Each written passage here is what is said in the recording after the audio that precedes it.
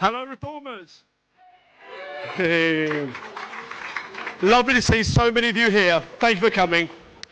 Now, before I start, I'm going to ask you a few questions. Could you put your hand up if you run your own business? Put your hands up if you've actually employed people.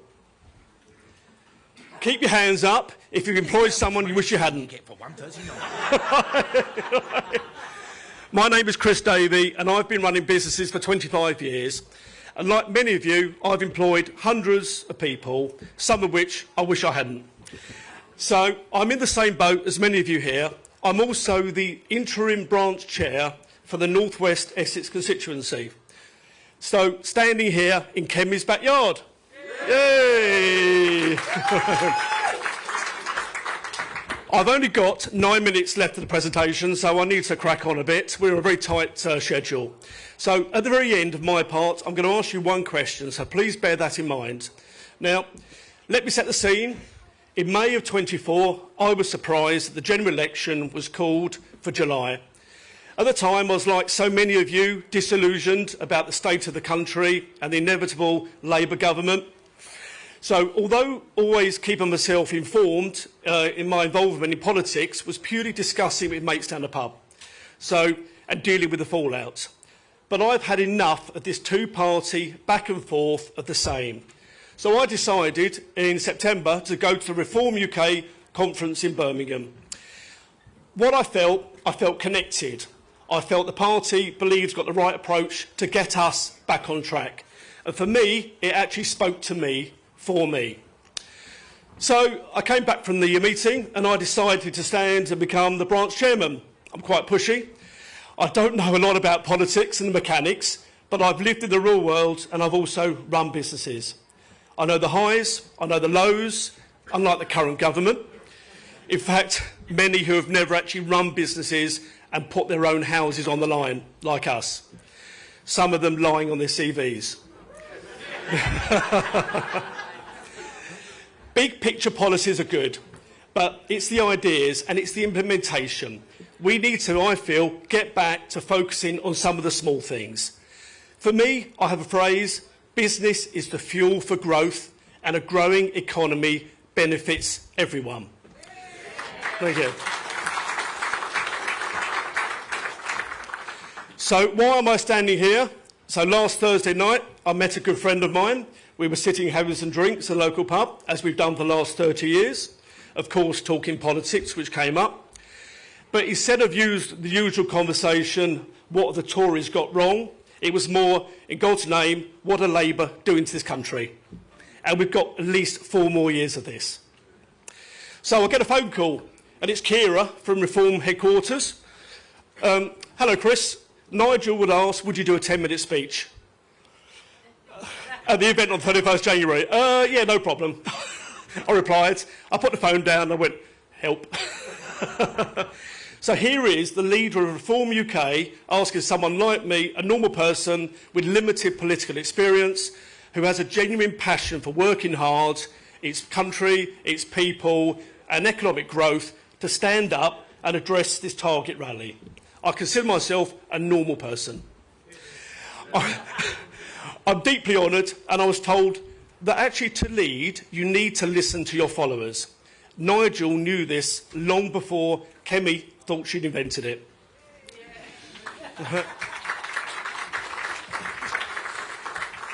What I personally want to talk to you today, as I've said, is about business. I've worked in them, I've built them from scratch, I've made lots of mistakes. I've learnt from those mistakes, I've started again, and I even got through COVID. I know about business, and I know Reform, for me, is the only party that is actually going to support us as business people. Remember, business is the fuel for growth, and a growing economy benefits everyone. We need to address the pressing issue that affects the very backbone of our economy, and that is the lack of support from the current government for business people in the UK. Our entrepreneurs, small businesses, owners, innovators are the driving force behind our nation's prosperity. Yet they face numerous challenges and attacks from the government that hinder their growth and success. Business is the fuel for growth, and a growing economy benefits everyone. As of 2024, you probably know in the UK, had approximately 5.5 million small and medium-sized enterprises, SMEs, accounting for 99% of the total business population. The current and expected future lack of support for business people under this Labour government and previous Conservative government is unacceptable. High taxes, burdensome regulations, limited access to funding, they're all stifling the potential for our entrepreneurs and our businesses. Off script a little bit for a moment, a friend of mine runs a high-end kitchen company, and he said since the last budget, he's now got to sell 5 more high-end kitchens just to stand still, about £150,000 of turnover where he was 6 months ago. How on earth is that supporting business? It's not. It's not. So his options are to work harder, sell more, or lose staff. And the chances are he's going to have to lose staff. That's not great for the economy.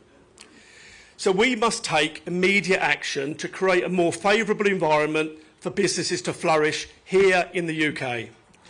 Remember, business is the fuel for growth, and a growing economy benefits everyone. There you go.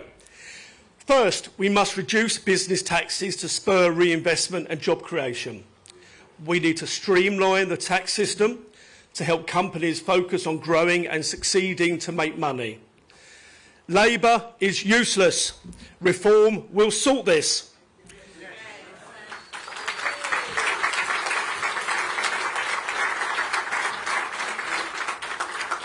Second, we must cut through the red tape that entangles our business community.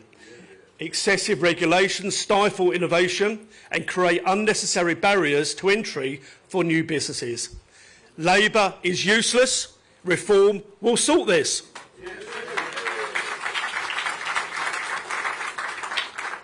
Third, we must improve access to funding for businesses. Many entrepreneurs and existing businesses struggle to secure the capital they need to start or expand their ventures. We need to create more opportunities for businesses with access to affordable financing. Labour is useless. Reform will sort this. I will unashamedly say it again. Business is the fuel for growth, and a growing economy benefits everyone. You get where I'm going. Next, we must foster a culture of entrepreneurship and innovation. Labour is useless. Reform UK will sort this. We must recognise that our business community is not just a collection of profit-seeking entities that the government can raid. It's not fair. They are the creators of jobs, the innovators of new technologies, and the providers of essential goods and services. They are the lifeblood of our economy, and it is our duty to ensure they receive the support they need to thrive.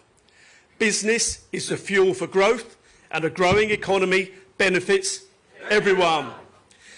When I go to business forums and meetings, there are lots of comments about successful people. He or she is a very successful business person. OK, they've made millions. But many of us don't. Many of us work hard, providing us with what we need right here in our local communities. And they are just getting by. Are they any less worthy? No, no. We need to help and support these people and these businesses. It is very difficult out there. In fact, I feel they are our heroes. I'm talking about the majority of small business owners who had the sleepless nights. We've all had those. The worry about making enough money to pay the bills, pay our staff. In fact, who would in their right mind actually want to set up a company in the UK right now under Labour? No one. No one. There's no incentive. This government makes it tough. Without entrepreneurship, the government actually has no income. It's the people that generate the money who should, I feel, be considered the heroes, as I said earlier. It's the entrepreneurs and the business owners that should be getting the awards, the OBEs, the MBEs, not Sadiq Khan.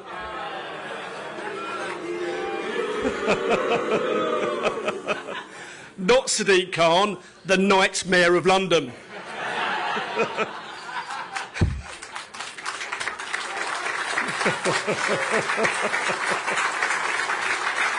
Thank you. And the other government cronies. We need to support businesses, and this is rarely considered. Socialism is living off, no, in fact, killing off the private sector, reducing the ability for company directors and workers to create wealth. The public sector, as we know, doesn't actually create any wealth, really, despite what the biased Broadcasting Corporation says. That's my opinion. As a business, we need people back to work. For myself, it's getting ridiculous. Mental health is mentioned every day. Working from home applications are coming through. Even our police force want to work from home. Who's going to police our streets? Teachers working from home. Who are going to look after our children, our future? They need human contact. As a business owner, I want people to just turn up, do the job, not deal with the increasing time wasting that I have of being an unpaid tax collector, to the crippling HR rules that are all in favour, more and more so, of the employee. Yes, employees need law, legislation, but the tide has gone too far now. But don't get me wrong, the employees, but what about the employers? They need protection, but not to the extreme where we are now. It's gone too far. DEI legislation is against small businesses, making it easier for employees to sue the companies that took them on in good faith. We've all been there. Business is the fuel for growth, and a growing economy benefits. Excellent. In conclusion, the lack of support for business people in the UK is a critical issue that demands our immediate attention. Reform UK will reduce taxes, cut the red tape, improve access to funding and foster a culture of entrepreneurship. We can create an environment where businesses can thrive and drive our nation's prosperity. It's a win-win. Reform UK will get this and they will do this. So, Rally, I'm sure we'll all agree for the last time, business is the fuel for growth and a growing economy benefits everyone. Marvellous.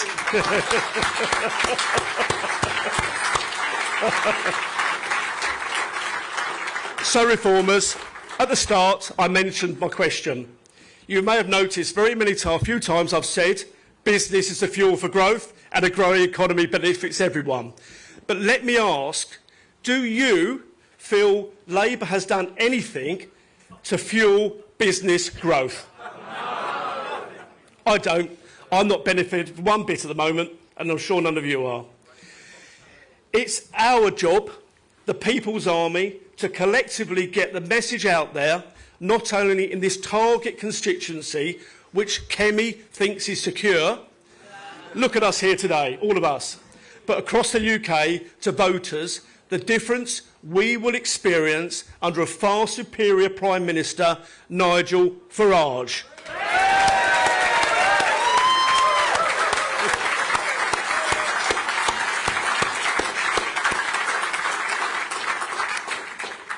Right, if you want to make a difference, then please take some time to meet some of my lovely colleagues who are sitting at the front here, who will take your details, try and convert those who are supporters into members and donators, and also into activists to come and help. Please see them, they'll be at the back later on. Please come and get involved. If you want to stand as a candidate, we'll help you. And if you want to make a donation at our local campaign, for our local campaign in Essex, there's a blue bucket just down here, which we'll be passing round. Thank you very much, Rally.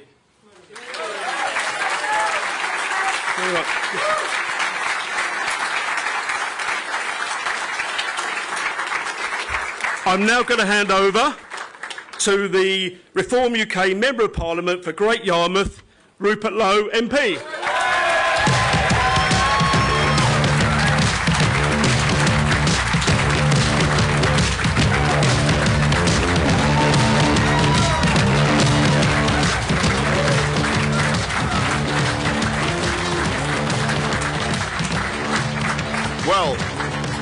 Well, thank you everybody for that welcome. What a pleasure it is to be here this evening with so many like-minded patriots in northwest Essex on the 5th anniversary of Brexit.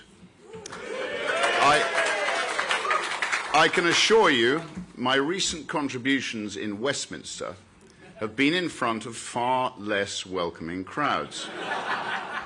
I hope to finally finish a speech without being warned over my tone by a belly-aching socialist. Let's see. Essex is a good place, filled with good people. The Essex man. A fine blend of Roman settlers and the Catavalorni. A personification of common sense and British logic. He believes in strong borders, low tax and rewarding hard work. He's passionate about his country. He intensely dislikes wokery and all the associated tripe. I say the country would be in a much better place with more Essex men in charge.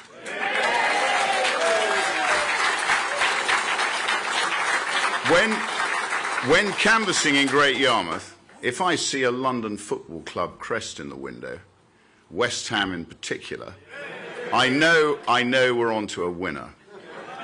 We were dragged over the line in Norfolk by many decent Essex men and women who've migrated east. If that's the level of support for reform in East Anglia from the good people of this county, I can only imagine what it's like in Essex itself. But friends, be in no doubt that our country is in the most precarious position I can remember. And what is the root cause? Uncontrolled mass immigration. Immigration, immigration, immigration. Legal and illegal. If raising legitimate concerns about thousands and thousands of unchecked foreign males illegally entering our country makes me far right, then so be it.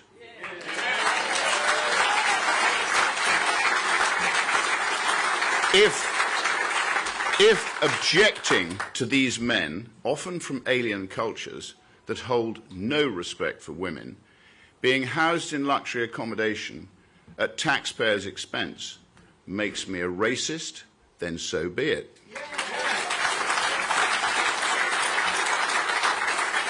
If believing that immigration should be strictly controlled and designed to solely benefit the British people makes me a bigot, then so be it.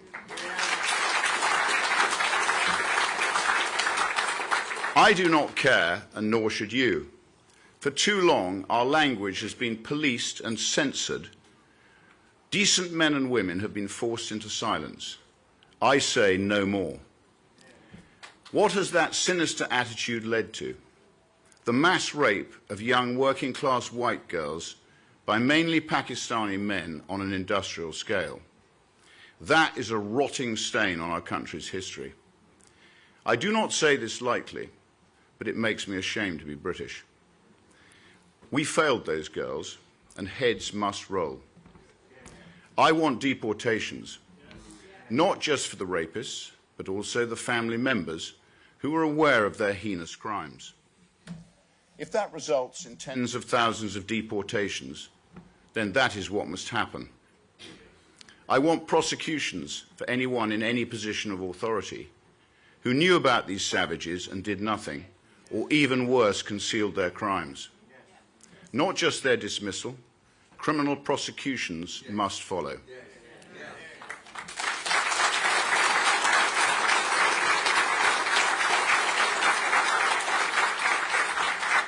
I want justice for anybody involved in these rape gangs, should feel the full force of the law. Race and religion must protect no one. As a country, how did we let this happen to those poor young girls?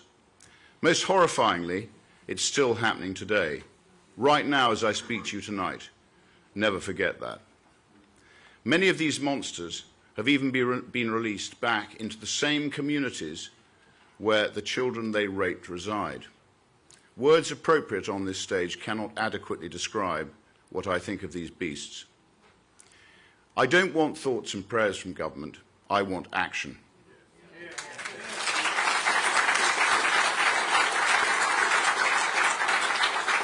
Deportations of foreign nationals who have come to our country and committed serious crimes against the British people.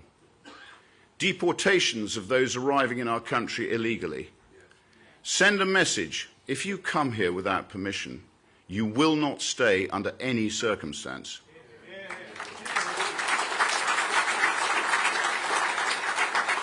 Two words: detain, deport. Deportations of those living in our country illegally. Recent estimates stated that up to 1 in 12 individuals living in our capital city are illegal migrants. I pushed the Home Office for a full review into the impact of illegal migrant crime on British women and girls. They refused. I ask, as I often do, who is this Home Office supposed to be serving? Between the 5th of July last year to the 4th of January this year, there were just 4,390 enforced returns of people with no legal right to remain. It's pathetic. In a recent debate with an immigration lawyer, another profession pork barrelling a living, I was told that a deportation scheme on the scale required would be impossible, as it would take a flight leaving every hour. That sounds like a very good starting point to me.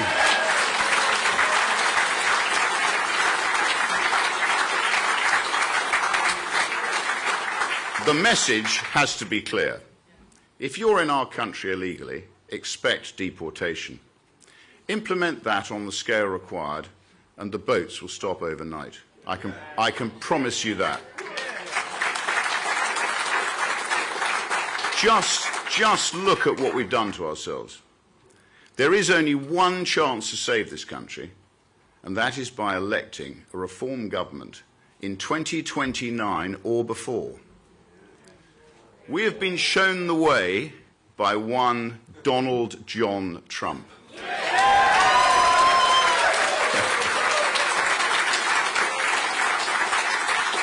Certain moments go down in history as a fork in the road, and Elon Musk purchasing Twitter is one such event. Without that, there is no free speech. There is no Trump victory. There is no saviour of the West. And for that, I am grateful. Now we can look to America as a source of hope and inspiration. I'm sure, like me, you've watched on with envy as Trump tears up the established order in the most spectacular fashion. Let's go through several of my favourites. Starting with the best, you'll love this one. He shut down all DEI programmes within the federal government with immediate effect. Glorious music to my ears. We should call DEI what it is: anti-white racism. We must eradicate the poisonous diversity industry, scrap every DEI-related job, and judge people on merit and merit alone.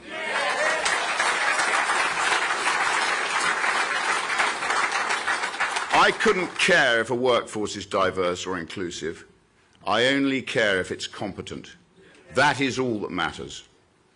Up next, Trump declared there are only two genders.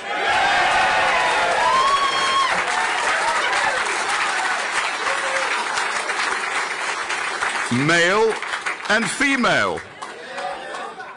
Cancelling all programmes that promote the dangerous and gender ideology. We must follow.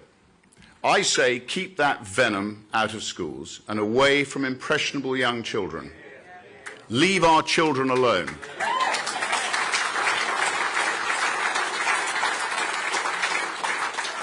What about on government efficiency?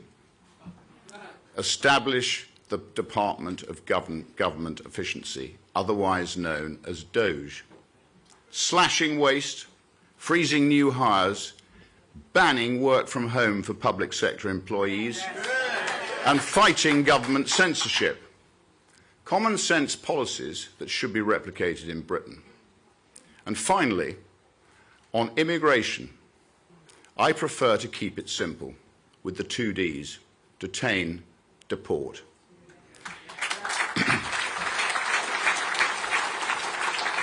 This is how to properly govern.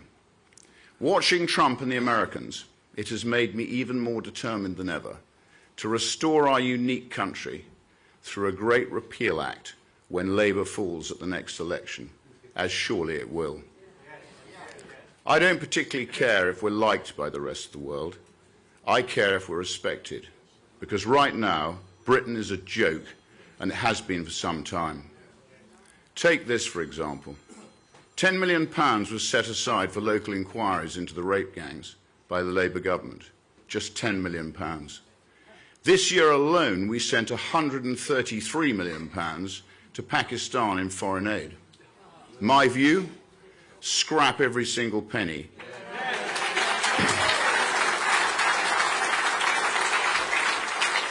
Or at the very least, use it as a weapon to force the Pakistani government to accept their deported rapists and criminals.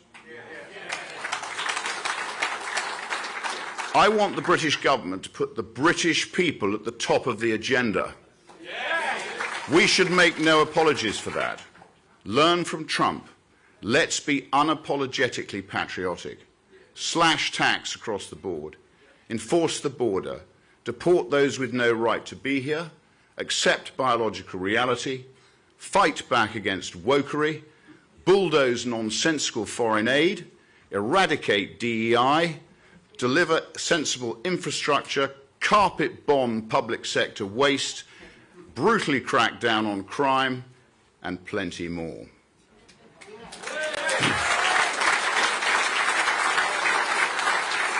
No speech of mine is complete without some apposite quotes.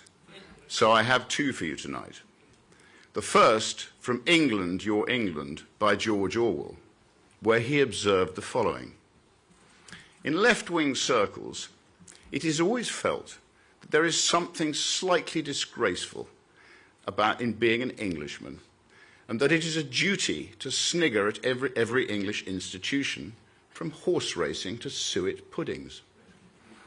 It is a strange fact, but it is unquestionably true, that almost any English intellectual would feel more ashamed of standing to attention during God Save the King than of stealing from a poor box. All through the critical years, many left-wingers were chipping away at English morale, trying to spread an outlook that was sometimes squashily pacifist, sometimes violently pro-Russian, but always anti-British. The second by Adam Smith in 1776, when he said, "Little else is requisite to carry a state to the highest degree of opulence from the lowest barbarism, but peace, easy taxes, and a tolerable administration of justice, all the rest being brought about by the natural course of things." I love Britain, I really do. We've got the best people in the world. We need a government that will put us first, protect our interests, and get the hell out of our way.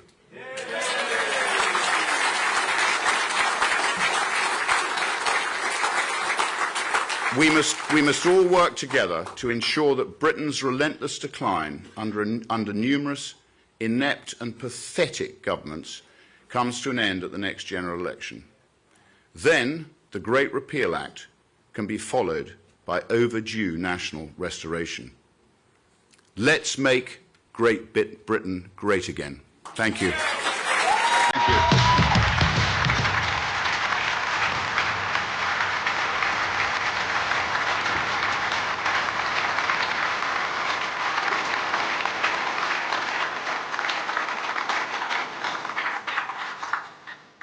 Rupert Lowe MP, what a great speech. Next on the agenda is our Reform UK Member of Parliament for Ashfield, Lee Anderson MP.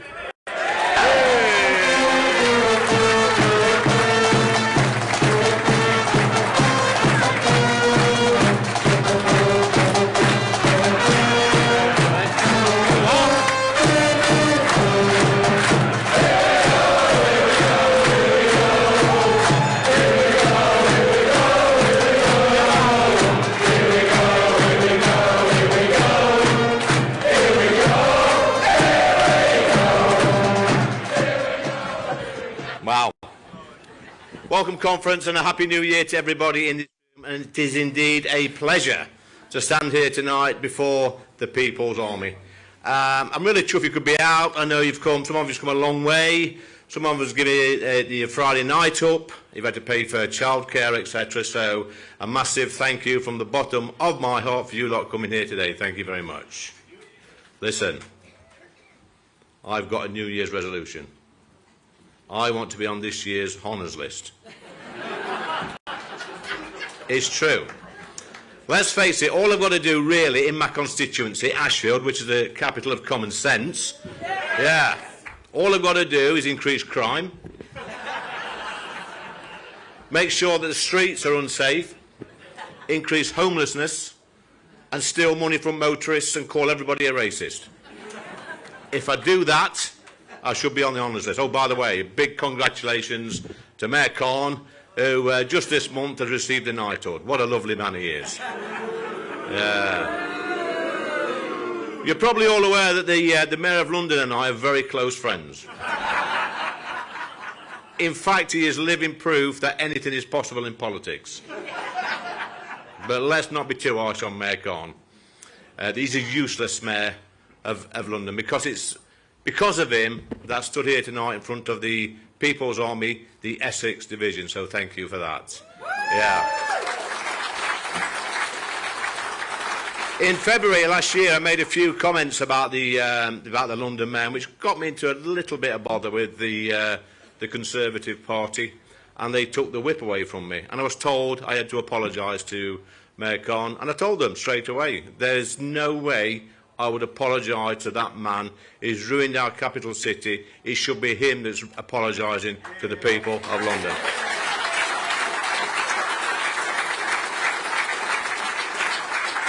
Look at his track record: robbery up, knife crime up, violent crime up, sexual crimes up. Not me that should be apologising, is it? He needs booting out of office. But as soon as the Tory party took his side against me, I knew the game was up. I knew that Reform UK was my destiny, and I then became Reform UK's first ever Member of Parliament. And for the first time, conference, I felt truly at home in my brief political career. I feel part of a truly amazing movement that's captured the hearts and minds of people around the country. People like you, true patriots. We're not far-right protesters. We're just decent, hard-working patriots who love our country and want to leave our country in a better state than when we arrived. Now, I know there's huge pressure on us 5 MPs to help get our country back, but this is a battle, conference, that we must win. I love my country, and so does Reform UK, which is why we will never apologise for our history, our heritage and our culture.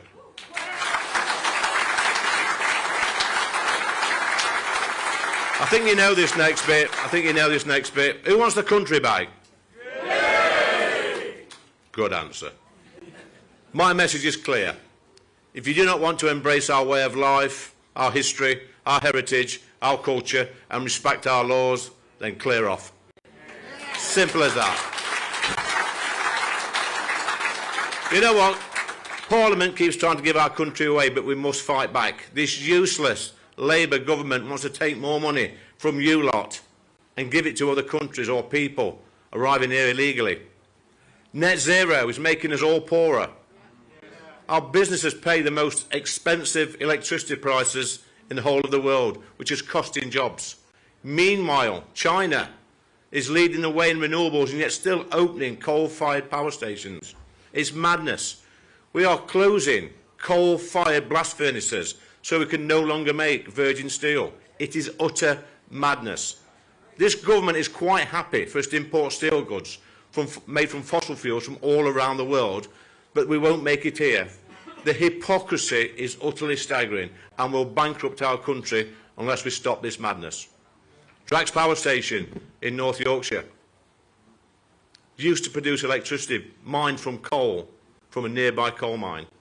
But we decided to close the coal mine, and in our mad quest for net zero, we now import trees from North America. We put them on diesel-guzzling cargo ships we transport them over the Atlantic, and then we put them in direct power stations, set fire to them to produce electricity. And that's classed as renewable energy. We're telling children they must plant more trees in this country, yet we're chopping them down in America and setting fire to them. It's madness.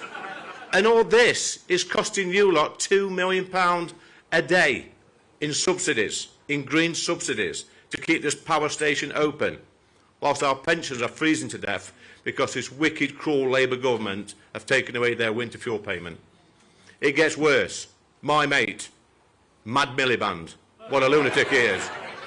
He thinks it's a good idea to spend £8 billion on GB Energy and £11.6 billion on foreign climate aid. We at Reform UK say no, this nonsense must end.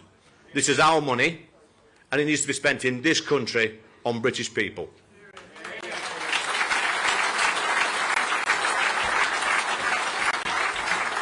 We all know, Conference, that illegal migration has spiralled out of control. Over 150,000 illegal migrants have entered our country over the past few years, and most of them are young men. They are not fleeing a war. There is no war in France. And even if they were fleeing a war, what kind of men leave women and children behind?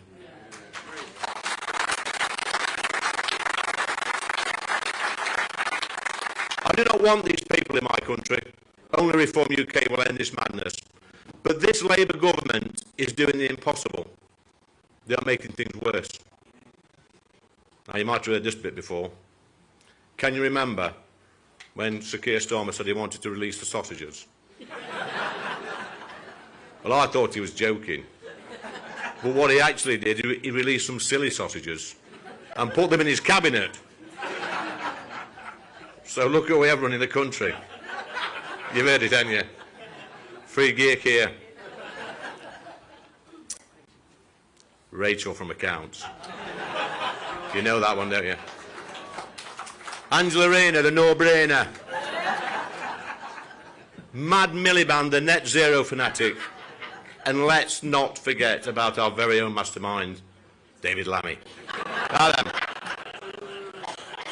just a few weeks ago at a conference, I made a joke about David Lammy, which I am big enough to admit when I get things wrong and hold my hand up and apologise for the sake of unity in our great country.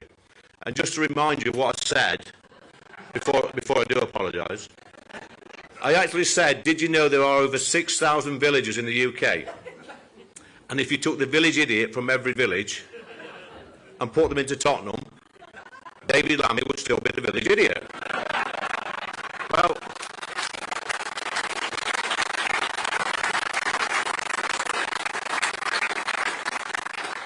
Conference, I must apologise, I'm being serious now, for this outrageous statement, as I have received legal notification on behalf of 6,000 village idiots.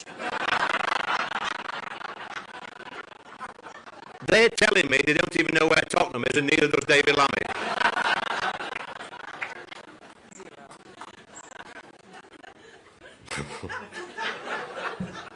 The grooming gang scandal has cast a dark shadow on our country. Thousands of young girls have been raped and abused in northern towns. Councils, politicians, police have turned a blind eye, and every single one of these people should be put behind bars. This spineless, pathetic government refused to have a full national public inquiry on the 50-plus towns that have been stained by this horrendous act. And we have to ask ourselves why. I think we all know the reason why. It's the same reason that the councils, the police, the social services and politicians have turned a blind eye. Think about it, guys. Young girls, vulnerable young girls from broken homes, raped and abused and tortured by gangs of men, and Labour refused to hold a full public inquiry. They should hang their heads in shame. I just want to give you a bit of a heads up as well, Conference. Ignore the idiots online who criticise our great party. We have the most popular political leader in our country in my lifetime. We have Zia, our chairman, who is moving mountains to make us a real political force. And a special mention to my good friend Richard Tice, who kept this party going and he's the reason I'm stood here tonight. So thank you to Richard Tice.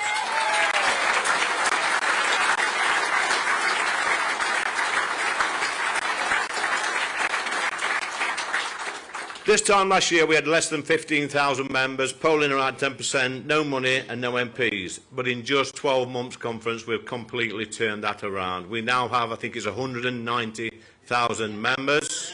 What about that? We've got 5 MPs, money in the bank, a brilliant new chairman and brilliant new treasurer, dozens of councillors around the UK. The brilliant Dame Andrea Jenkins is our mayoral candidate in Lincolnshire. And we've got over 1,500 fully vetted candidates for this year's council elections. It's fantastic. So, ignore the political experts that you see on Twitter who criticise us every single day. If they were so right and so bright, they would be sat in Parliament, but they're not. We are, us 5. But as our movement grows, so does the opposition to us in the mainstream media. But we're not bothered. We don't need the mainstream media. We've got social media. We get more hits with 5 MPs than all the other parties put together. It's truly phenomenal. But just a few years ago, I was voted the Backbench MP of the Year for the Conservative Party. What accolade that was. But that was nothing compared to another award I got just a year later, when the Daily Mirror voted me the worst man in Britain. Yeah. Still brings a tear to my eye. It was a close call that year, because in second place, hot on my heels, was Prince Andrew. It's true. But you know that last year at National Conference I ripped up my TV licence reminder on stage. Well, I've not got another reminder to rip up tonight, but I'll tell you what, the bully boys have been round again. I've got red letters. They are threatening legal action if I don't pay my licence fee. I'm telling you what now, conference, I hope nobody's taping this, but I am not paying one single penny to fund a pension for perverts like Hugh Edwards.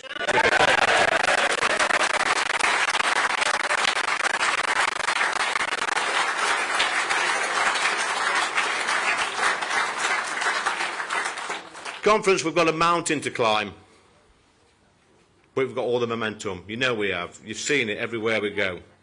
Everybody's coming out and saying they want to vote for reform. It's absolutely brilliant.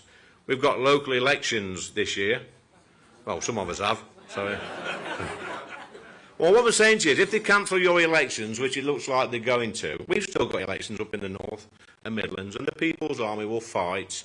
They'll win those elections, and then in a couple of years' time, the army will come south, we'll come down the A1, and we'll win your elections for you as well. I can guarantee you that. At some stage, conference, we're going to have to take this battle to every single ballot box in the country, and we're going to win. The People's Army can do this. I know they can.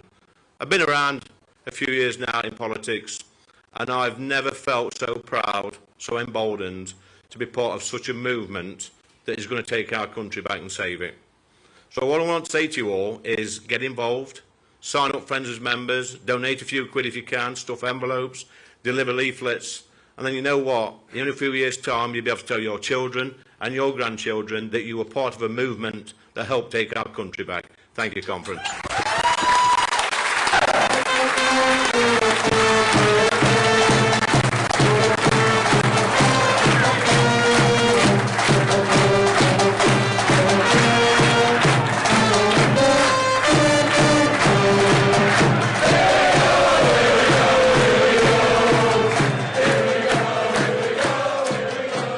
Our very own MP for Common Sense, Lee Anderson.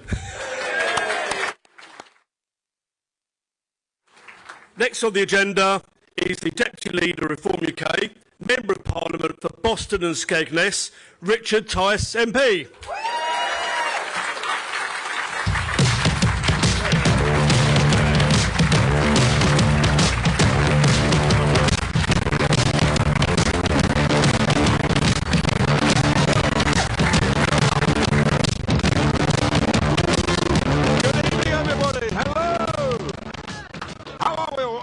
Fun? It's a very, very, very special day. Friday the 31st of January. 5 years ago, this evening, exactly at this moment, some of you might have been with me because Nigel and I, we organised a small party for about 100,000 people, our close friends, in Parliament Square, celebrating Brexit Day. We must never forget that great day. Momentous moment. But of course, if you're going to do a job, do it properly. Or don't bother. And of course, we've been let down by the Tories. Have they done Brexit properly? No.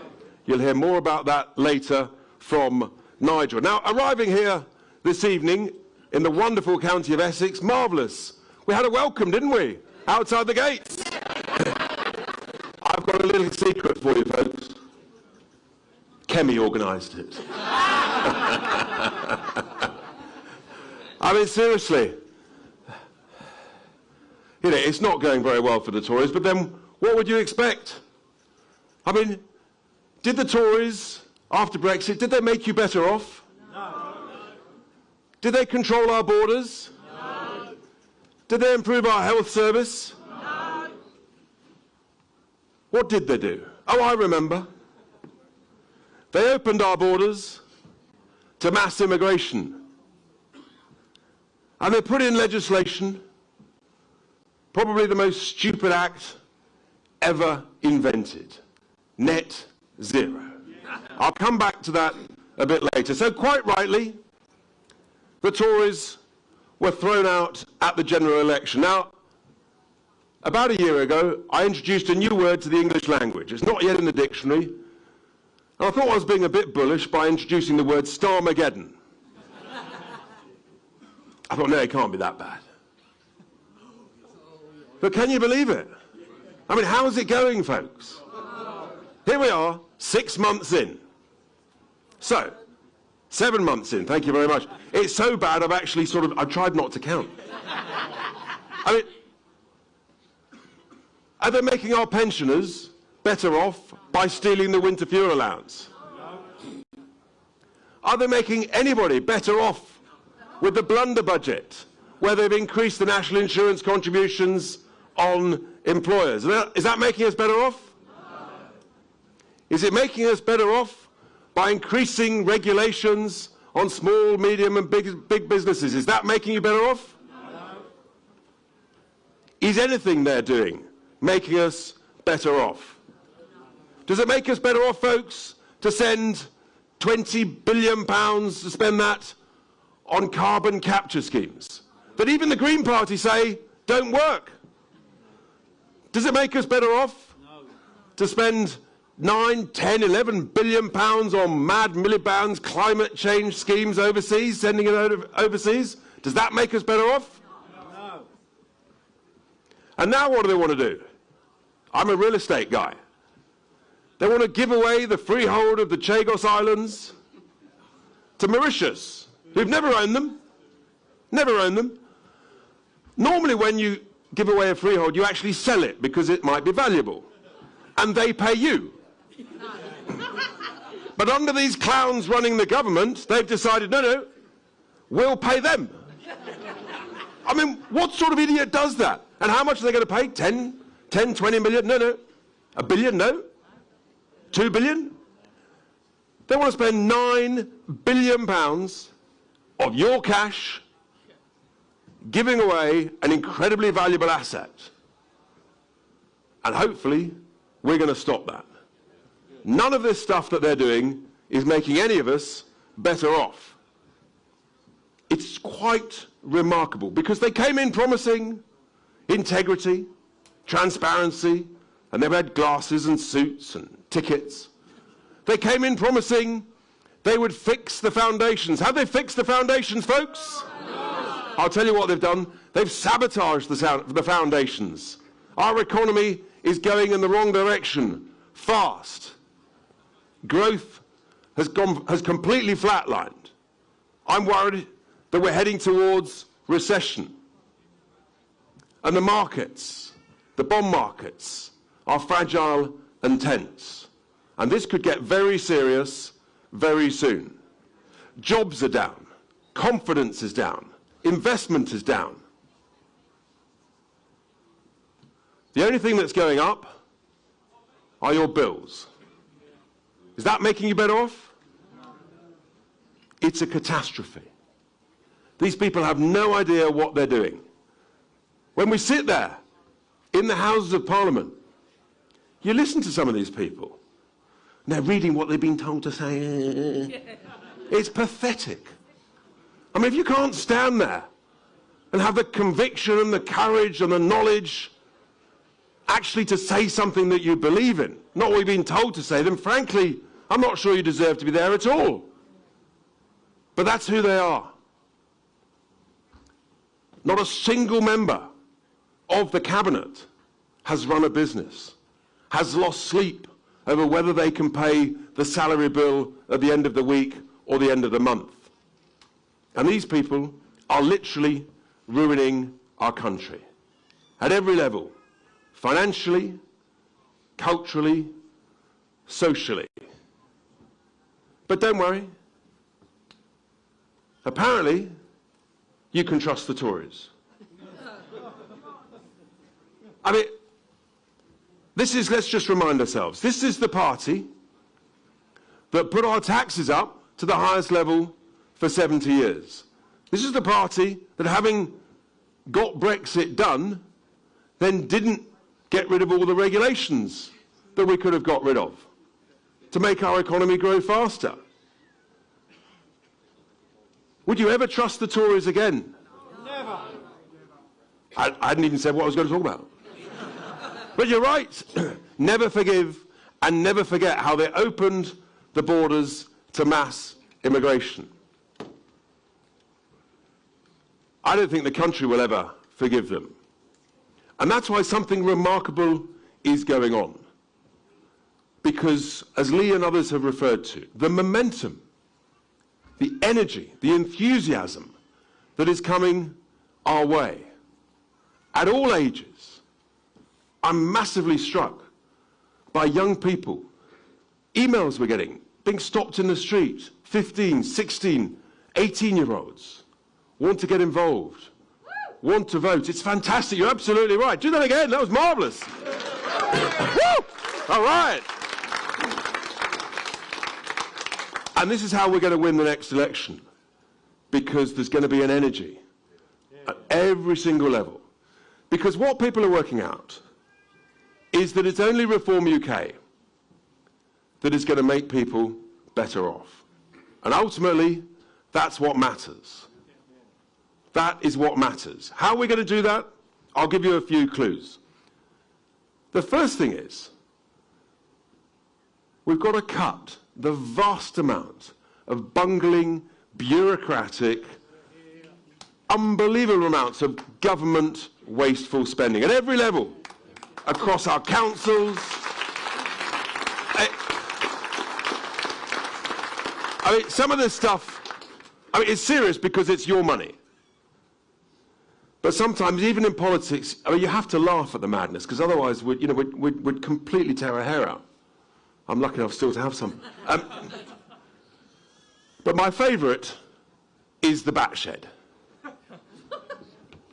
Oh yes, because the bright sparks that thought it was a good idea to build HS2, spend 100 billion on that, and then decide they're not going to build it, or are they going to build it? Are they going to put a station into London? No. I tell you what they'll do, they'll focus on the bats. How much money do you want to spend on a bat shed, folks? None? 100 quid? Anyone want to spend £1 million on a bat shed? You are a stingy old lot. Anyone want to spend 10 million quid on a bat shed? Would you believe how much they've spent on the bat shed? This is the bat shed of all bat sheds. £100 million.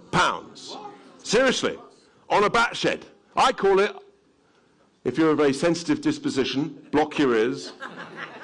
I call it the batshit bat shed. 100 million quid. I put a tweet out. I said, dear bats,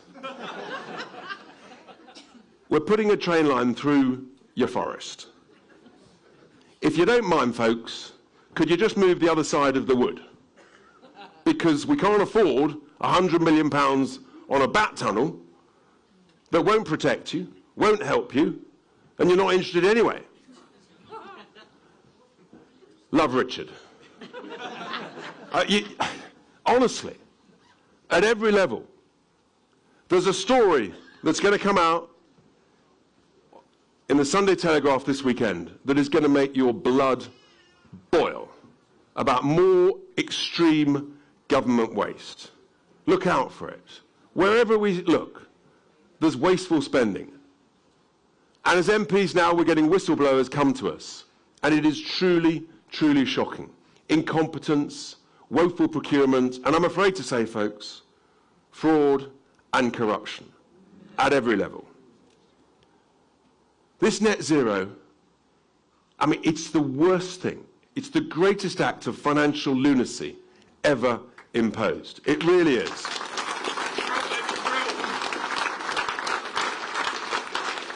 Is net zero going to make you better off? No. Lee talks about Mad Miliband, but we've got Rachel from accounts, but actually, I'm not sure she is, you see. I think she's Rachel from complaints.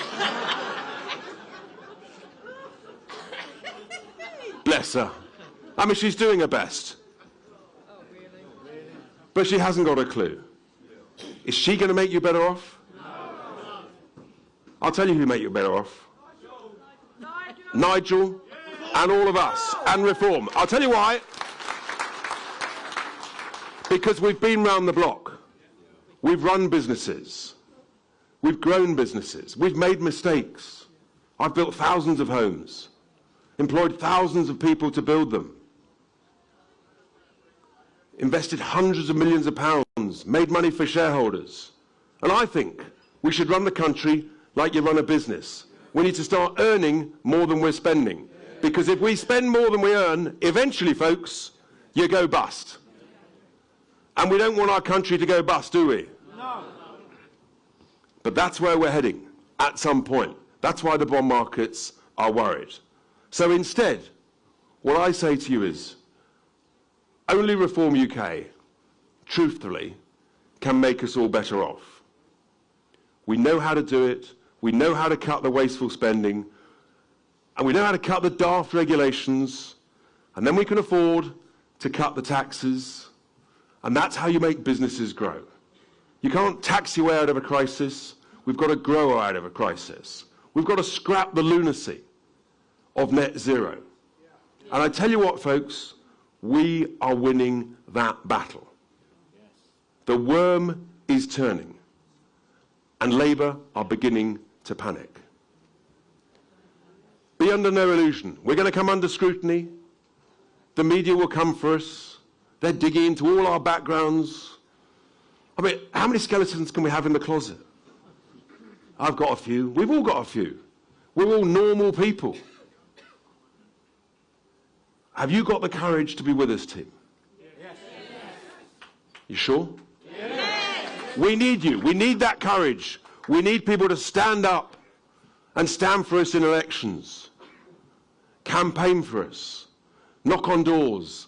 Leaflet for us. Because there is an energy, there is a momentum, there is an enthusiasm. Here, everywhere.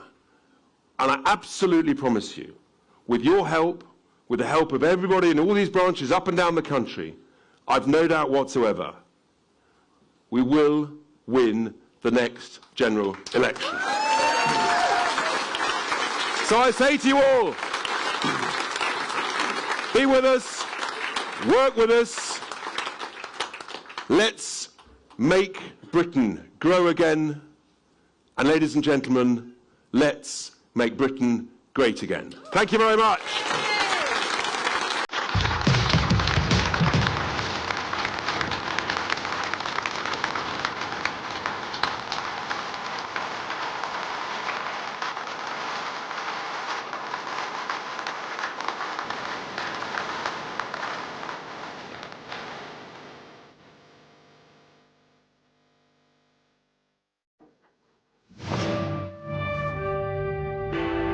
I now call the leader of Reform UK, Nigel Farage. We are the new kids on the block. We have no experience in this Parliament whatsoever. even though some of us have tried many times over the years previously to get here. So we can't judge you from working in this place, but we can judge you from the way the outside world sees you. Believe me, folks, this is just the first step of something that is going to stun all of you. Thank you very much. Nobody on the front bench has ever worked in private business. Nobody on the front bench understands what genuine risk capital is. Hard work is the only way anybody succeeds individually. And hard work is the only way we're going to have a chance as a country to turn any of this around. We're in much deeper trouble than anybody on either front bench dares to admit. You know, for a Labour Party that couldn't define what a woman was, couldn't define what a working person was, well, after today, I'm pretty convinced they can't define what economic growth is. We believe that a society looks after its weak, but encourages everybody else to do the very best it can. We don't care about skin colour, we don't care about orientation, we care whether you share the values of this country. We care whether you obey the law, and we'll judge you on who you are. We'll judge you on who you are as a person. Isn't this what everybody wants? Is that what we're going to fight for? Can we make history? Are you going to be part of it? Thank you very, very much indeed.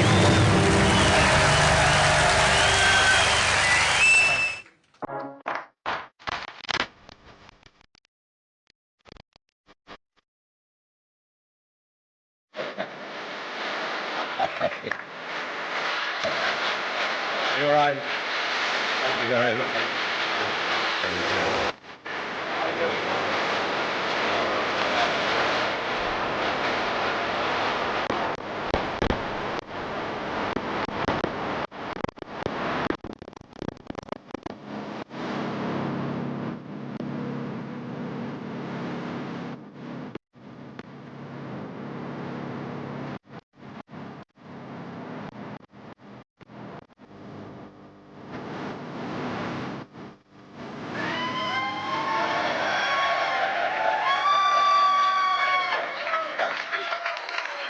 Thank you.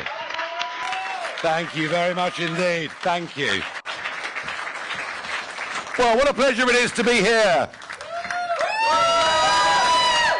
in the North West Essex constituency, which just, well, some may say by sheer coincidence, but it's not, happens to be the constituency of the leader of His Majesty's loyal opposition, Kemi Badenoch. And that's why I'm here, and I'll tell you more about that in a moment. But first, of course, just have a think about this. Something truly extraordinary is happening out there. Something remarkable, something historic, something everybody thought was literally impossible. A new political party that started off 7 months ago with no representation in Parliament whatsoever, that made its first big step on July the 4th last year with 4.1 million votes and 5 seats, and everyone said, well, that's it. They can't possibly go any further. And here we are this week with 7 opinion polls showing that we now are consistently 3 points ahead of the Conservative Party and just a point or 2 behind the Labour Party, and we are achieving something. We are achieving something that is quite remarkable. And we've been riding a bit of a wave. And you know what? If we keep riding that wave a bit more, we really will surprise everybody come that next general election when we win it. Now, it is the 5th anniversary of Brexit, and of course I'm quite used to fighting against the odds. Indeed, for much of my political career and many of those long years that I spent in Brussels and Strasbourg, everybody said to me, you're wasting your time. You'll never get anywhere. Everybody agrees we should be in the European Union. The Labour Party, the Liberal Democrats, the Conservatives, the TUC, the CBI, the Bank of England, the BBC. And you're wasting your time. And yet, we built up a movement across this country which forced David Cameron, remember him? I tell you what, the history books won't. And that referendum happened, and I was able to go to the emergency debate in Brussels the day after the referendum. Quite extraordinary. I mean, I got on Eurostar, I got off at the station in Brussels. I mean, everybody hated me. It was quite extraordinary. And I did call it a non-country, you're quite right. And I wasn't wrong. And I so enjoyed going down into that chamber, and there was Jean-Claude Juncker, the President of the European Commission, a man whose drinking habits made me look like a Methodist. I was able to get up and say, when I came here 17.5 years ago, I said that I would lead a campaign that would take Britain out of the European Union. And you all laughed at me, I said. But you're not laughing now. And it's the same this time. Everyone says we can't do this because it's impossible. Because it's never been done before. Because how can you go from 5 seats to winning a majority? And my answer to that is very simple. Something remarkable is happening in our country. We have lost faith with our political class. We know whether it's Labour or Conservative, we're pretty much getting about the same. And it will let us down again and again. And I think as far as I'm concerned, people know I've been warning for over 20 years that our immigration policies would not just devalue the quality of life of everybody in this country, and by that I mean housing, GP access, traffic on the roads, but would also lead to huge divisions in our society. I've been consistent and clear, along with my colleagues, that the lunatic net zero policies set up by the Conservative Party, now being followed by that fanatic Ed Miliband, doesn't believe in God, so he has to believe in something, and it seems to be it's climate change. And people know we've been right on issue after issue after issue, and I think also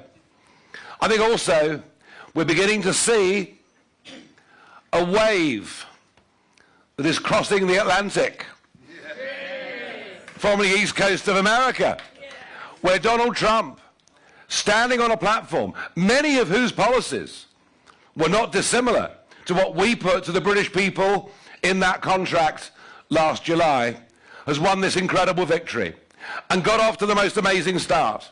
And even those people that don't like him say, you know what, he gets things done.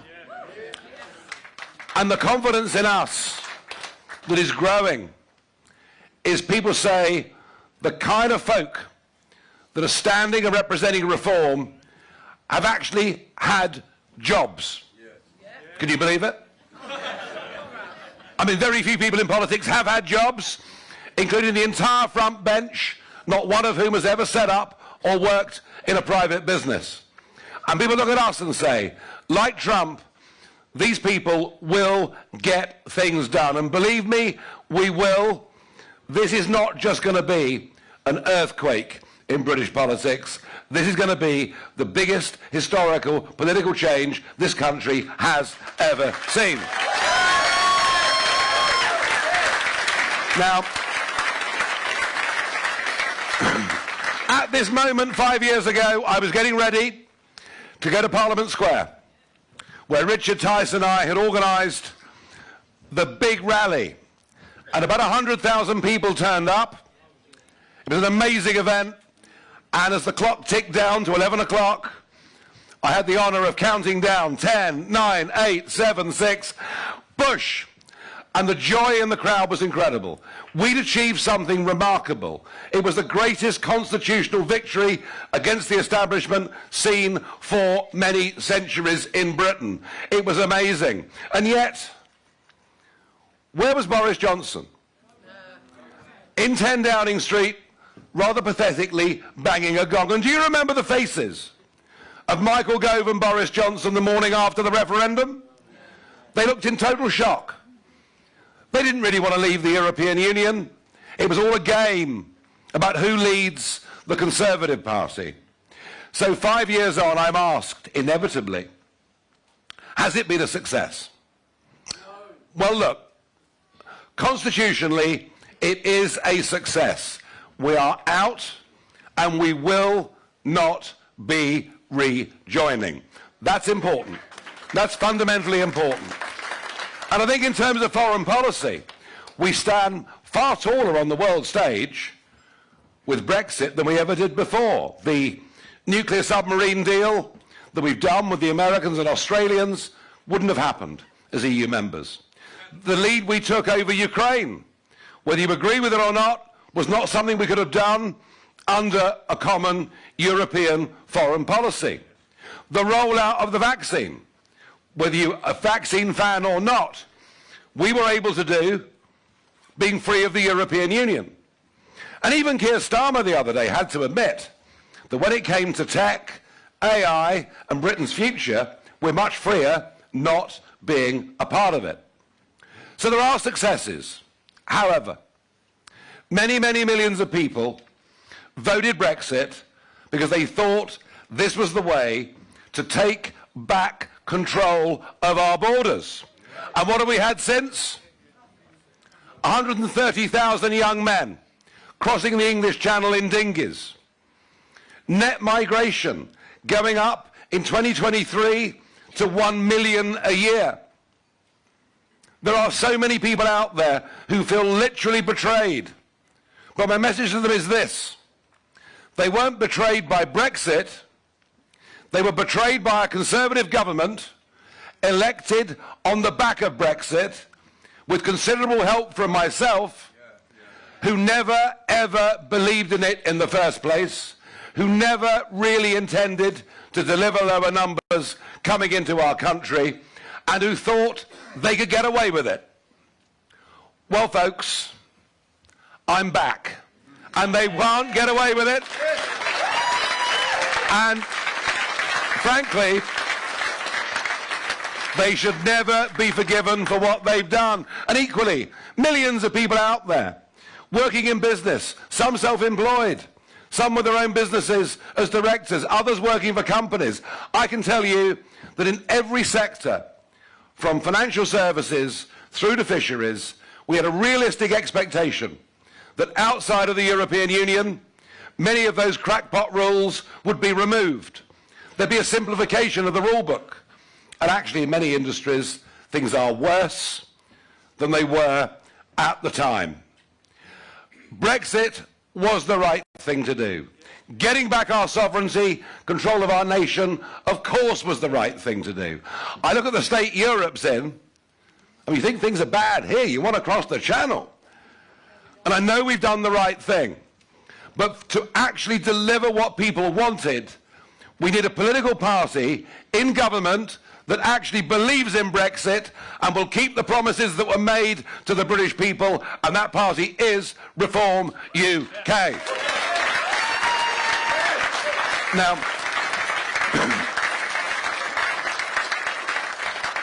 our membership started really growing in December. A sense of energy, a sense of buzz, and somebody had this brilliant idea.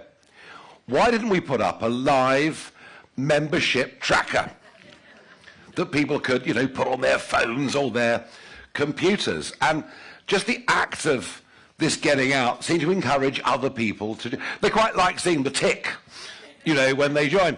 I must admit, I've become totally obsessed with the live stream ticker. Often waking up getting up at 3 o'clock in the morning. It's coming, sir. It's coming, sir. Your turn will come to speak in the years to come, I've no doubt. I know leadership bids when I see them, don't worry. So I've become obsessed with this, and we thought, well, actually, why don't we have a big push over Christmas, New Year? Because kind of, you know what it's like? Everyone gets together with the anticipation of a great Christmas. The first row happens at about 2 o'clock. Uncle Bill gets drunk for the 35th year in a row. So we did a big membership push over that period, and the numbers just really started to explode. And then on Boxing Day, we went through 131,860. And that number was significant because that's the number of ballot papers the Conservative Party sent out in the last leadership election. So we could say, without doubt, we now were the second biggest party in the country. What a Boxing Day present that was, until about 5 o'clock on Boxing Day evening. The Right Honourable Member for North West Essex decided to comment on the situation, and she was, I have to say, less than flattering. Now, what she had to say, I thought it was quite remarkable, really. She said, "It's not real. It's a fake. Cooked, coded to tick up automatically. This kind of fakery gets found out pretty quickly." Now, I wasn't very happy with this. And so we invited in some journalists from the Financial Times, from Sky News, from organisations not necessarily seen to be our friends, and they had a look at the system that counts our membership. And we use a platform called Nation Builder, which is exactly the same platform that the Conservative Party use. And everybody agreed that the numbers were genuine. So I asked, and look, I've been in this game a long time. You know, I'm big enough and ugly enough to take all the insults you can throw at me. I literally couldn't care less. It's the rough and tumble. There's a few queuing up there now, I can tell, but it's the rough and tumble of the game. But don't call me dishonest, because I'm not dishonest. And nothing actually could damage your reputation more than being seen to be dishonest and being a fraudster. So I asked for an apology, and there didn't come an apology. So I said I would take action, which people thought meant I'd sue. Now, I'm not very keen on suing, although I'm sure there are some lawyers in the room who think it's great, because they make the money and nobody else. But to sue, you have to prove actual harm. And the truth is, the sheer publicity that those tweets had given us probably got us an extra 20,000 members. So suing was not an option. I thought, well, the next best thing was to come and visit and meet my fake members in the North West Essex constituency.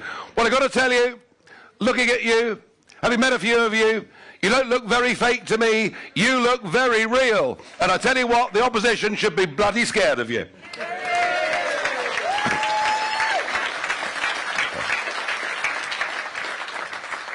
So we've got county council elections coming up on May the 1st in Essex, or do we? Or do we? What I do want to say, and thank you for coming along on a Friday night in such numbers from this area, but what I do want to say is we do need more men and women to come forward to stand as candidates for local council and for government at whatever level. And after this event, there'll be tables outside where you can express an interest, and we will vet you, which we didn't do terribly well last time round. In fact, it was probably quite near a catastrophe, but never mind. It was a brand new organisation. I said I would democratise and professionalise this party, and we are doing it. So please come forward in numbers. We need good folk to stand up to represent their local community. Now, there are 1.1 million voters, eligible voters in Essex, who should be going to the polls on the 1st of May. And yet, the Labour government have decided they're going to completely change the structure of local government. They'll get rid of district councils and county councils, replace them by a series of unitaries. Essex will have between 3 and 5 unitaries, and then a mayor will be over the top of all of it. Now, whether you agree with these changes or not, and I'm sceptical, I've got to tell you, I'm very sceptical. I think that some of the smaller district councils that represent the more rural areas and the small towns will finish up actually being governed by the priority of the bigger cities. So I'm concerned about it. But whether we do it or not, shouldn't we have a debate about it first? Yes. Should we have a conversation about it first? Yes. And how extraordinary that it's the Conservative-led Essex Council that have asked for these elections to be cancelled for perhaps up to 2 years, when it's going to take at least 3 years for the changes to take place, and the term's only 4 years. There is not a single good excuse for any of the 20 million eligible voters in the English counties, not a single valid excuse for any one of them to be denied their vote on May the 1st this year. Not one. Not one.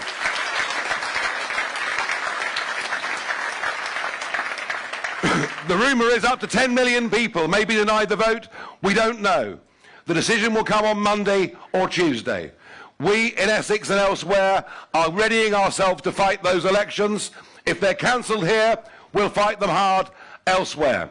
We have a petition up and running saying come and sign it, and within 24 hours 160,000 people have signed it. We'll find out more nearer the time. But honestly, I thought only dictators cancelled elections. And why are they doing it? Why are they doing it? Because they're scared out of their lives of what reform is going to do at the ballot box on May the 1st.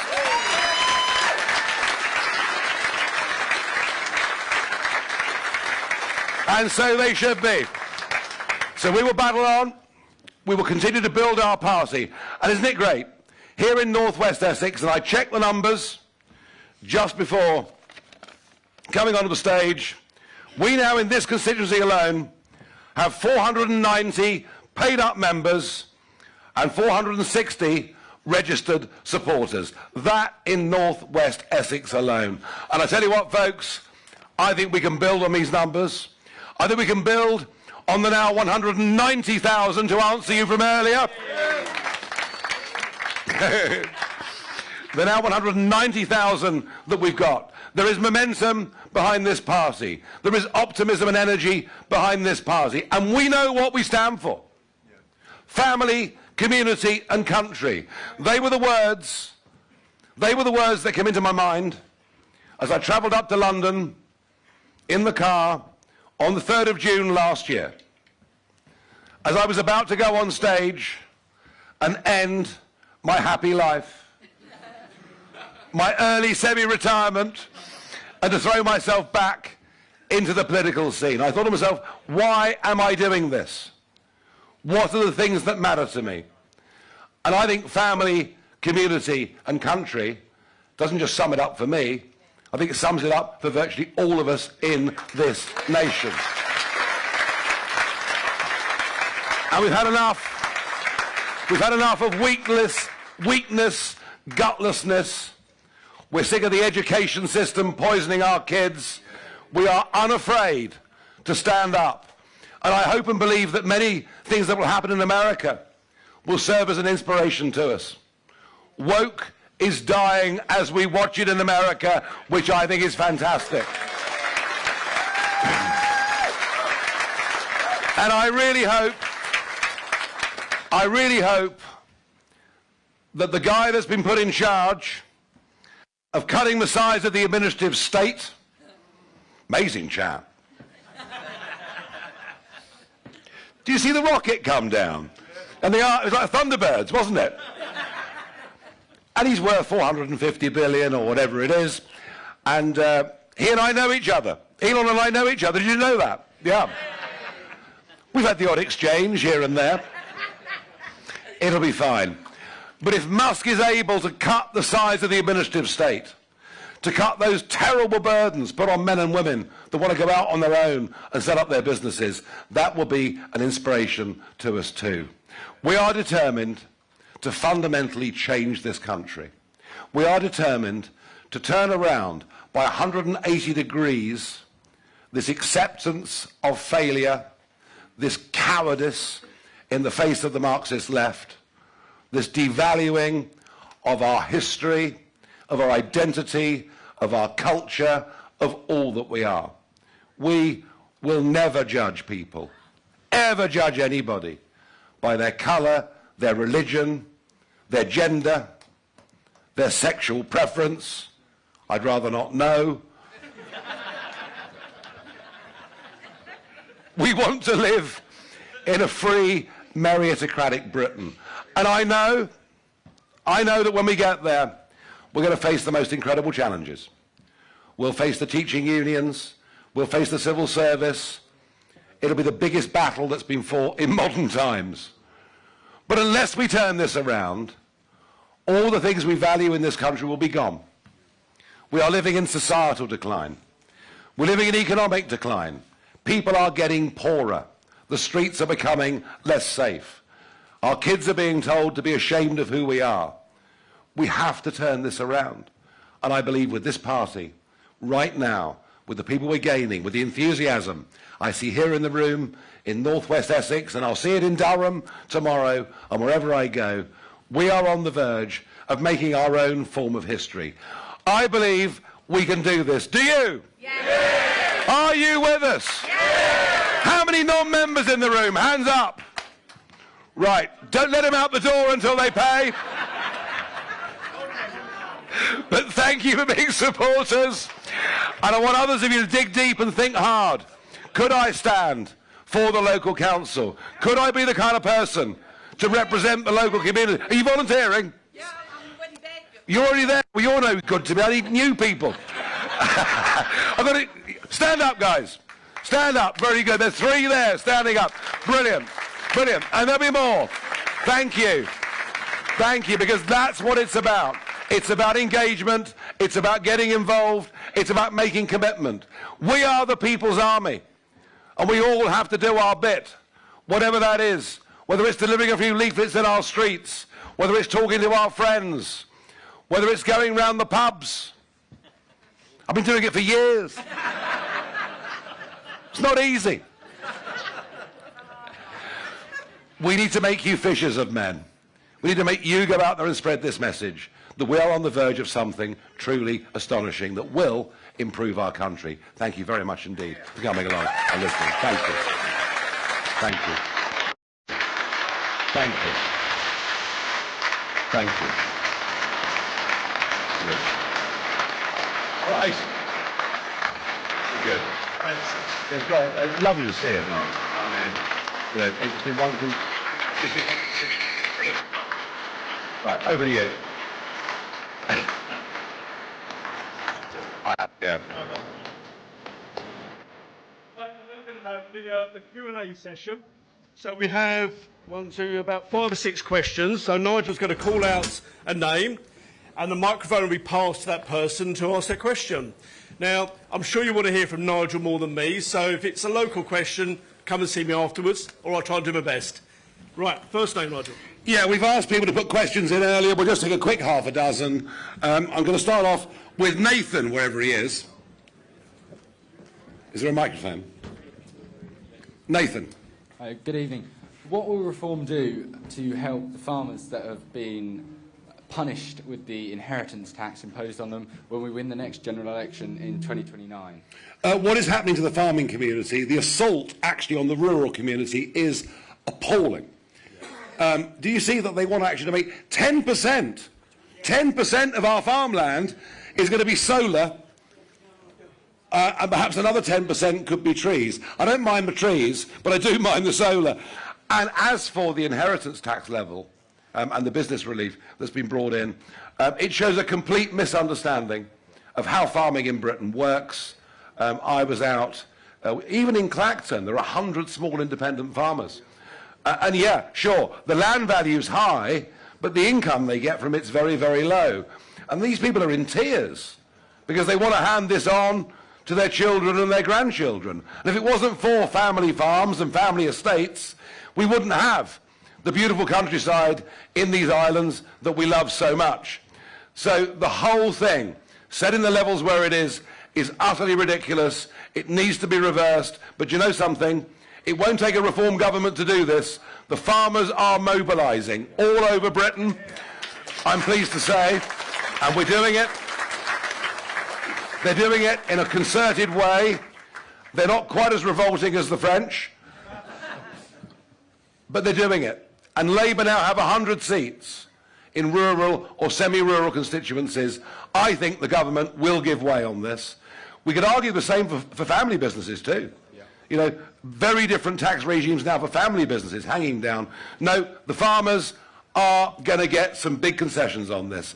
It may not be great, but it'll be a step in the right direction. But you have my absolute doubt we will be fully behind our rural communities in this country. We really will. Thank you, Nathan. Adam is the next up. Adam was next. Yep. Yep, you got it. Great. So how are reform going to convert the net zero house builders that don't want to be caught up with the rest of the net zero crap that's going on around? So people that just want to build better homes but not worry about the wind farms and all the rest. Well, nobody objects to better homes, and everyone knows that we need better insulated homes. And, you know, actually heat pumps can work on modern build homes. But try and put them on a 1950s property and they're a complete and utter waste of time. So do we want... I mean, look, the fact we're opposing what's being done in the name of climate change does not mean we're heathens, does not mean we don't care. In fact, I would regard myself very much as an old-school environmentalist. So look, I think the balance there is not a problem. Perhaps an even deeper question is how do we convince a lot of people between 25 and 45 who've been absolutely indoctrinated in school that we're all going to be fried to a crisp within the next fortnight if we drive a Range Rover. So look, you know,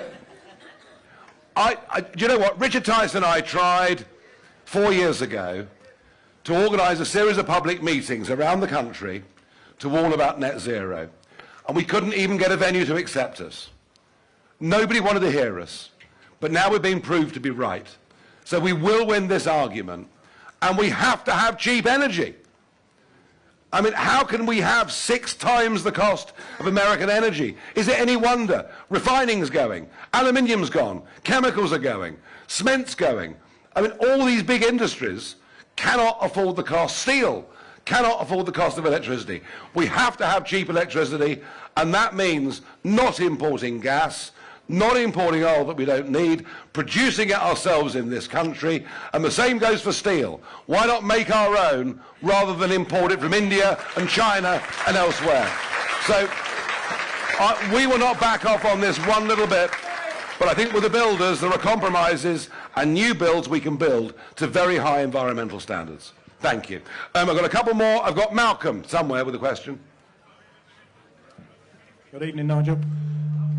We've heard all the empty promises from the Tories and Labour about how they're going to take back control of the borders. How does Reform UK intend to do it? Well, 2 points. One is the illegal migrants that come into Britain. Even when the Conservatives tried with their Rwanda plane, you might remember, the plane was on the tarmac, stopped by a judge at 10 p.m. at night in Strasbourg from the European Court of Human Rights, a court that was well-intentioned. After the war, we think of the Auschwitz commemoration this week, and we understand why these things were done 75, 80 years ago, but now serves no purpose other than to be activist itself. If we don't, I mean, it took us 10 years to deport Abu Qatada, right? We must leave the European Court of Human Rights and get back the ability to decide for ourselves. We must make clear that nobody that comes via this route will ever be given refugee status, just as Tony Abbott did in Australia back in 2012, and it started. You know, I mean, that was it. He towed the boats to Indonesia. He said you can't stay. Within a fortnight, the boats stopped coming. We can stop it.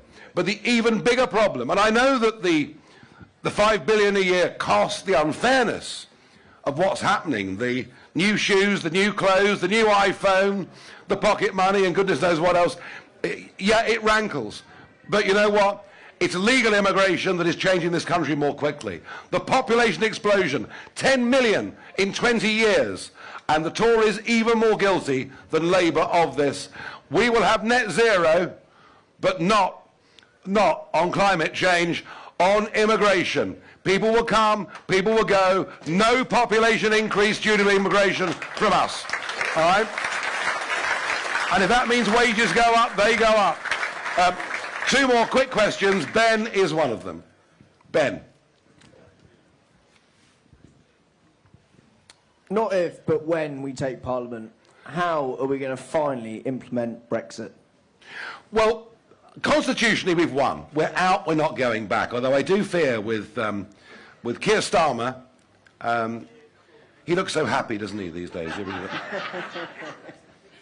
I do fear with Keir Starmer we'll get closer and closer and closer to a set of European institutions, and I fear that we'll start to mirror single market rules. And this to me will be crazy, because the closer we get there, the more difficult it comes to form something really constructive in trade terms with America. So, you know, there are no straightforward, easy answers. But look, don't worry, have confidence, we'll do it. What would you do?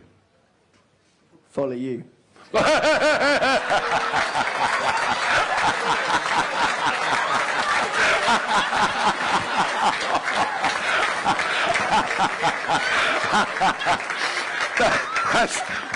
Well, that's confidence. Thank you very much indeed. And I think everyone else here would as well. Thank you. Right, we've got one more question before we do some photographs. Justin, please. Good evening, Nigel. Hello. Thank you for coming. Nigel, there's a lot spoken about President Trump building a phenomenal coalition around his last electoral campaign, and a lot spoken about that for Reform to emulate, they'll have to do the same. Any words on that, and anything you can share with us tonight as to what your vision and strategy is? Yeah, do you know what? The old ideas of left and right are out of the window. They're gone. And we're redefining that. And the press can write about the threat to Kemi, the threat to the Conservative Party. Actually, what the polls show you, we're taking more votes from old Labour than we're taking from the Conservatives. What it's about now is whether you believe in your country, whether you think patriotism matters, whether you think borders matter, whether you think national identity matters, or whether you've got other, rather more airy-fairy ideas about the world and how we should be governed. And you know what? We're actually the down-to-earth pragmatists.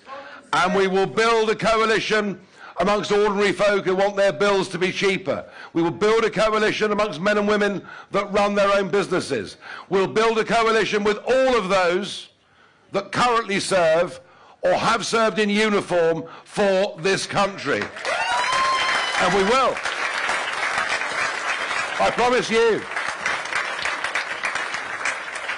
Even this week, going into Buckingham Palace, the copper said, "Keep up the good work."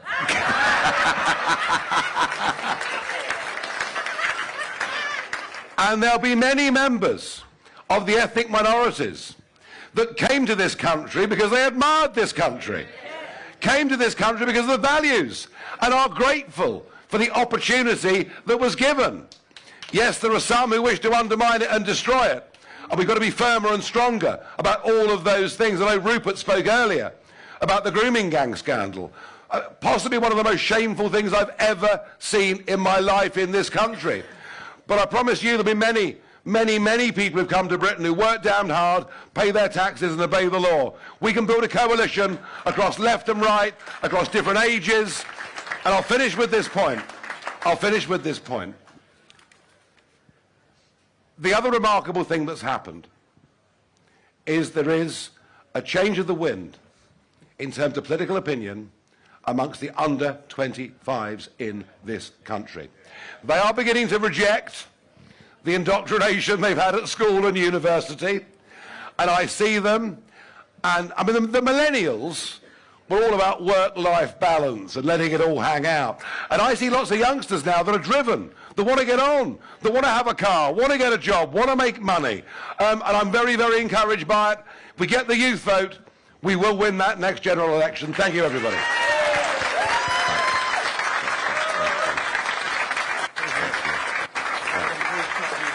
Sorry. Yeah.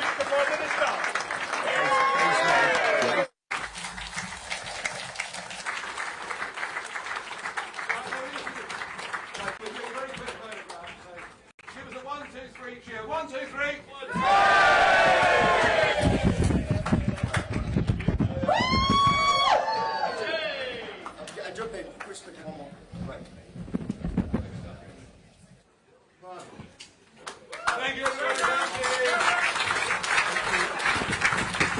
Right, who wants a photo with Nigel Farage?